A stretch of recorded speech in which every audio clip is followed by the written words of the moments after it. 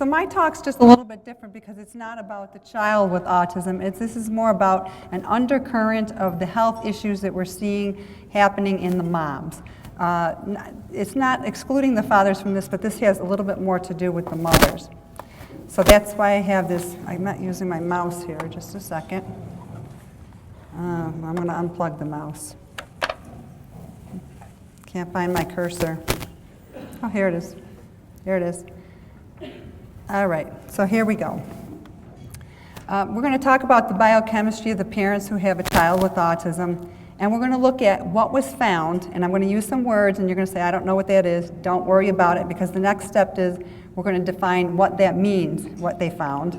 And lastly, there's no sense in finding out what it is and what it means if you can't do something about it. So we're going to break it down into 3 pieces: what was found, what it means, and how do you fix it. This was a study published in 2008, and as you can see here, these are case mothers. These are mothers who had children with autism, 46 of them, and 200 controls. Those were parents who did not have a child with autism. And this little star here on this column indicates that these numbers were statistically significant.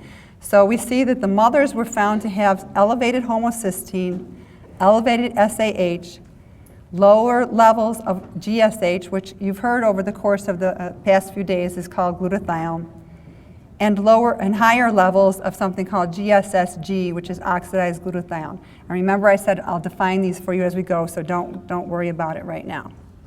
That was just what was found. In 2010, a larger study was done with 80 mothers, and it confirmed the results that were found in the previous study with the additional information that the mothers were found to have lower levels of plasma folate than mothers who did not have a child with autism. So before I get on with it, have you ever heard the siren and you look in your rearview mirror and you say to yourself, oh, whatever you say to yourself? It can vary, and I know because I had a speeding ticket a month ago. Anyway, I have to be clear that you understand the difference between risk and causation. You hear the siren go, and out comes, whoops, I missed. Oh, we're going to hear it again. Yahoo. And out comes the police officer, and he's going to write you a ticket. And the thing is that speeding is a risk factor for getting a speeding ticket. But has anybody ever been speeding before and not gotten a ticket? And I think most of us can experience that.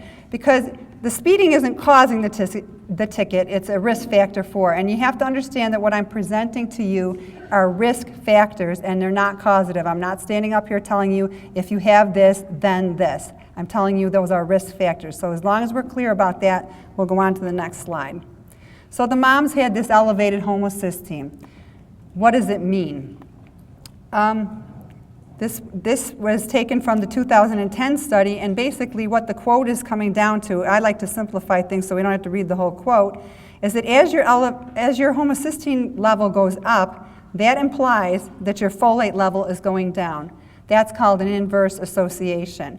And so the moms were found to have the elevated homocysteine. It means that they were having lower levels of folate. Folic acid is in the family of folate. Here's the title of a study, Homocysteine Folate Methylation and Monoamine Metabolism in Depression. So also I want to point out to you that at the bottom here I have listed the full text. These are papers that are readily available. You don't have to pay any charge for, you don't have to pay anything to get them. You can go to this link, pull this paper up and read it yourself. But what they found was that elevated homocysteine is a risk factor for depression. And what we find in the families is, I'm going to just read this quote. It says, relatives of autistic individuals have high rates of major depression and social phobia that are not associated with the broad autism phenotype and cannot be explained by the increased stress associated with raising an autistic child. And the full text of this article is also available to you. So we all know it's really stressful to raise our children, and some of us might be thinking, well, the depression came from that. The reason they say that this was not associated with raising the child was because it extended to other family members, like the mother's brothers and sisters, aunts and uncles.